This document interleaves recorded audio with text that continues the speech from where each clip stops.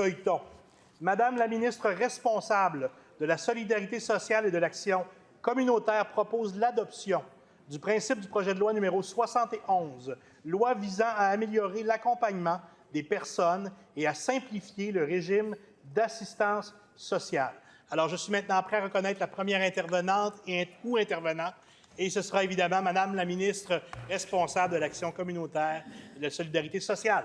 Bien, je vous remercie. Alors, je vous remercie beaucoup, Monsieur le Président.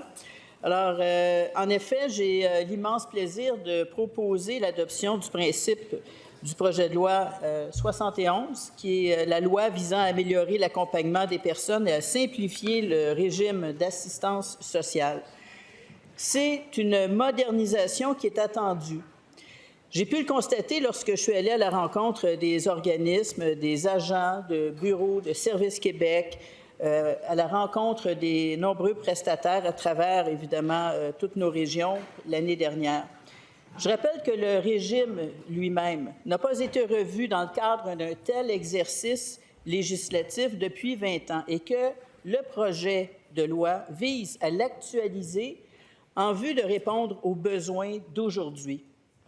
Tout d'abord, j'aimerais souligner que je suis très satisfaite des échanges que le projet de loi nous a permis d'avoir en commission dans le cadre des consultations particulières.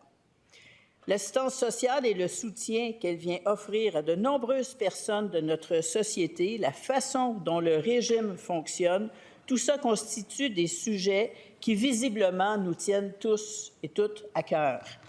Je crois que nos échanges jusqu'à maintenant reflètent bien cet état d'esprit. Monsieur le Président, permettez-moi de rappeler les grandes lignes du projet de loi 71, en soulignant qu'il est d'abord et avant tout axé sur l'individu et sur les façons de bien l'accompagner dans son cheminement. L'assistance sociale est une des fondations de notre système de protection sociale. Elle permet à la fois de soutenir les personnes et de les appuyer dans leur intégration sociale et économique, en particulier par l'emploi.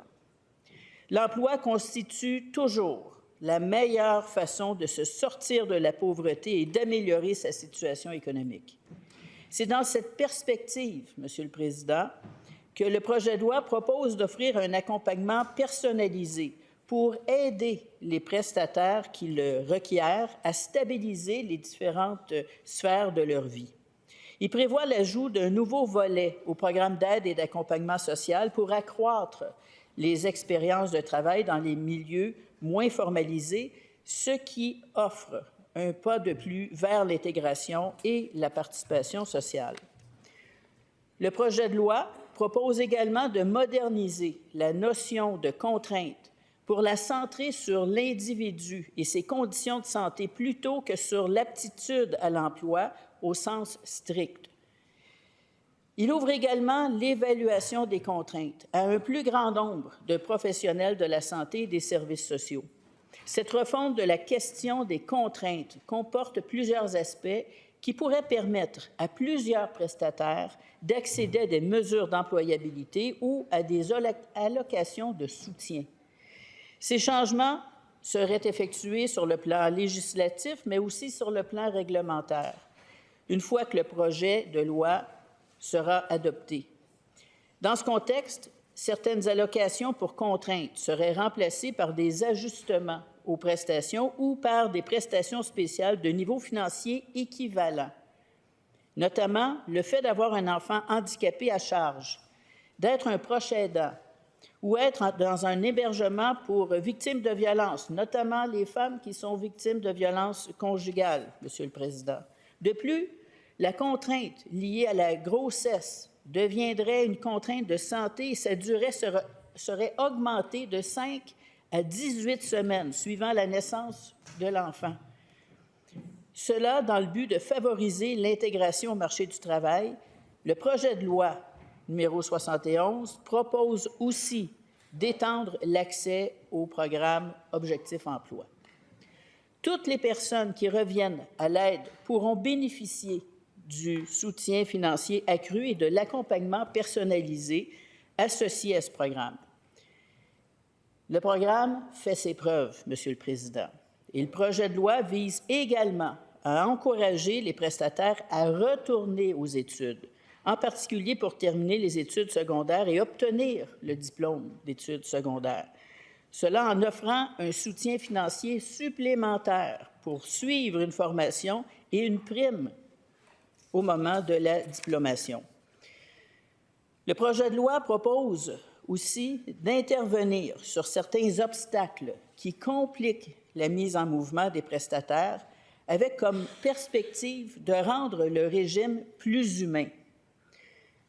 Cela en optant pour le versement individuel de la prestation, un chèque, une personne, en revoyant des mécanismes qui peuvent contribuer à des situations de surendettement pour les personnes qui sont prestataires de l'aide sociale, en abolissant les contributions parentales lorsque un jeune adulte n'habite pas chez ses parents et qu'il a besoin de cette aide de dernier recours. Finalement, il prévoit la fusion des programmes d'aide sociale et de solidarité sociale, un élément de levier central qui nous permettrait de simplifier les démarches et l'administration du régime. Moins de bureaucratie, moins de formulaires. Monsieur le Président, parmi les éléments entendus jusqu'à maintenant, autour du projet de loi, je tiens à souligner quelques-uns de ces éléments qui me semblent très significatifs.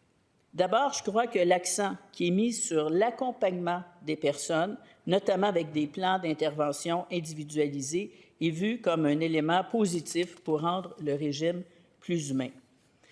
La modernisation, je le rappelle, vise un changement d'approche face aux personnes qui ont besoin des programmes selon certains types de circonstances de leur vie. Le projet de loi vise à mieux soutenir les personnes, à faciliter leur participation à la vie sociale en fonction de ces conditions spécifiques. Cet esprit, je pense qu'il est reconnu et accueilli très positivement. C'est un objectif central à garder en tête pour nous. La volonté de simplifier le régime va également dans ce sens et je suis convaincue que cette approche a énormément de bénéfices. Il y a aussi des questionnements sur la façon dont les mesures seront mises en œuvre suivant une adoption du projet de loi. Je crois qu'il est normal qu'on ait des interrogations quand il y a de nombreux changements interreliés. Il est aussi normal pour moi et rassurant, dans une certaine mesure, de voir que mes collègues expriment leurs préoccupations. En étudiant ce projet de loi, nous devons considérer les avancements et les mesures dans leur ensemble. Les propositions incluses dans la modernisation ne peuvent être prises de façon isolée. J'apprécie énormément le temps et la réflexion accordés à cet important et attendu effort de modernisation de l'assistance sociale. Je salue particulièrement le caractère constructif de ce qui a été porté à notre attention par les participantes et les participants aux consultations particulières.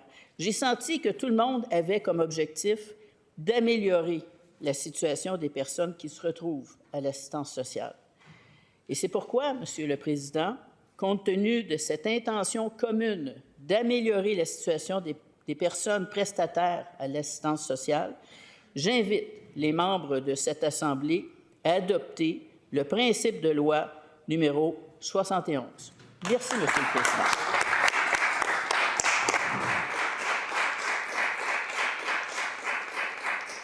Merci beaucoup, Madame la ministre. Et maintenant, pour